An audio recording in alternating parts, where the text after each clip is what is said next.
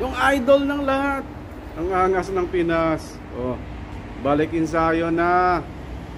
May paparating ng laban mga kaibigan. Well, ito na ang inaantay nyong lahat mga kaibigan.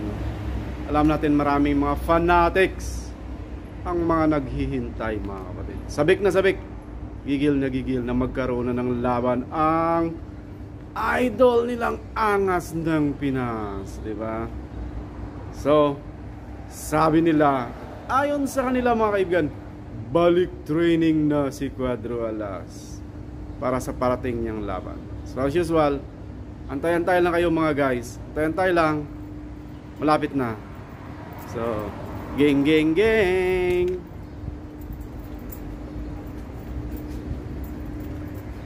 Yun lang.